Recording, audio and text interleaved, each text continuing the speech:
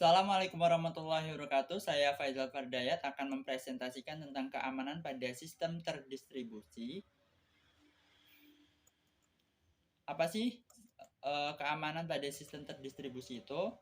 Di sini ada pengantar, kebutuhan untuk melindungi kesatuan dan rahasia informasi dan sumber lain yang dimiliki oleh individu ataupun organisasi dapat meliputi keamanan fisik maupun data digital. Kebutuhan ini muncul karena sumber tersebut digunakan secara bersamaan. Ada perkembangan kebutuhan keamanan yaitu di tahun 1965 sampai 1975 dari platform ada multi user time sharing komputer, dari shared resource ada memory dan files, di security recruitment ada user identification authentication, dan security management environment yaitu single authority single authorization database. Lalu di tahun 1975-1989 mereka menggunakan distribusi sistem based on local network. Lalu di sharing resource-nya ada local service dan local network. Lalu pada bagian security recruitment mereka menggunakan protection of service. Lalu di security management environment mereka menggunakan single authority delegation dan replikasi authorization database. Lalu di tahun 1999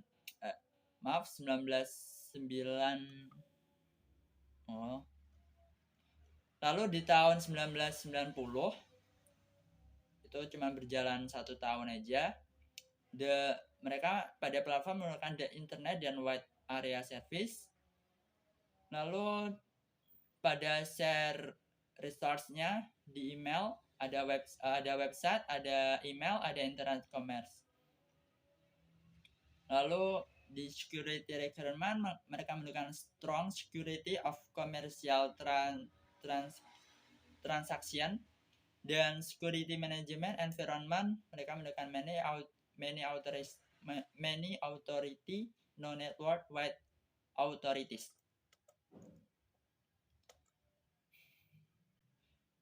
Kemudian ancaman dan serangan. Tujuan utama dari sebuah keamanan adalah untuk membatasi akses informasi dan sumber hanya untuk user yang memiliki hak akses.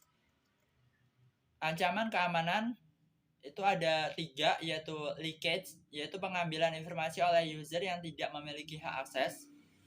Lalu ada tampering, pengubahan informasi secara ilegal, dan vandalism, gangguan operasi sistem tertentu. Lalu serangan pada sistem terdistribusi tergantung pada pengaksesan ke saluran komunikasi yang ada atau membuat saluran baru yang disamarkan secara ilegal. Selanjutnya, jenis serangannya ada pasif dan aktif. Jika serangan pasif itu hanya mengamati komunikasi atau data, dan serangan aktifnya mereka memodifikasi komunikasi atau data seperti pemalsuan atau pengubahan email, TCP atau IP spoofing. Lalu metode penyerangannya seperti eavesdropping, mendapatkan duplikasi pesan tanpa izin. Lalu ada masquerading, mengirim atau menerima pesan menggunakan ID milik user lain. Lalu ada message tampering, mencegat atau menangkap pesan dan mengubah isinya sebelum dilanjutkan ke penerima sebenarnya. Lalu ada replaying, menyimpan pesan yang ditangkap untuk pemakaian berikutnya. Ada denial of service, yaitu membanjiri saluran atau sumber lain dengan pesan yang bertujuan untuk menggagalkan pengaksesan oleh user lain. Jadi metode penyerangan ini biasanya terjadi di sosial media, mungkin seperti WhatsApp, lalu Facebook. Apabila kita menggunakan tiba-tiba masuk ke link-link ya, terus ada penyerang yang masuk ke dalam jaringan saat kita mengirimkan pesan. Nah, itu biasanya penyerang termasuk ke masquerading, yaitu mengirim atau menerima pesan menggunakan ID milik user lain. Bisa aja. Dan itu metode penyerangannya sama seperti ini. Lalu ancaman dari mobile code. Mobile code, kode yang di-load ke sebuah proses dari remote server dan dijalankan secara lokal. Contoh kode Java Applet.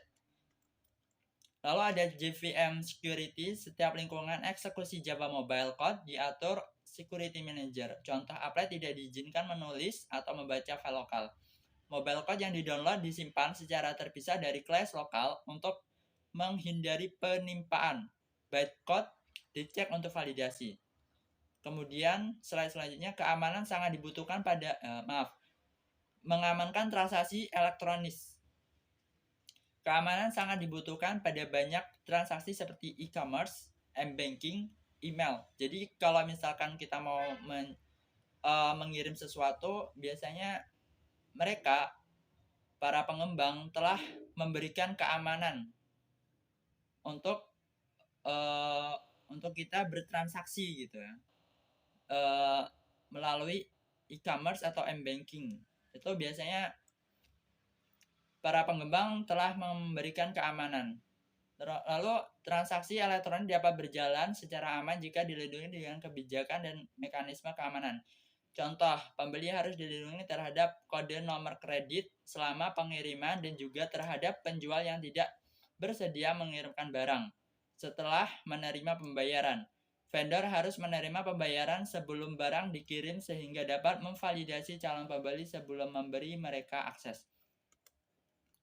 Lalu perancangan sistem yang aman bertujuan mencegah seluruh serangan yang telah diketahui maupun yang akan datang. Rancangan mengikuti standar yang ada, mendemokan validasi melawan ancaman yang ada, audit terhadap kegagalan yang terdeteksi. Ada keseimbangan antara biaya terhadap serangan yang ada. Beberapa rancangan yang buruk yaitu seperti antarmuka dibuka, jaringan tidak aman, membatasi waktu dan ruang lingkup setiap kunci rahasia algoritma dan kode program tersedia bagi penyerang. Penyerang memiliki akses ke sumber, meminimalkan komputer yang menjadi inti implementasi sistem. Mungkin hanya itu penjelasan dari saya. Apabila ada salahnya, saya mohon maaf dan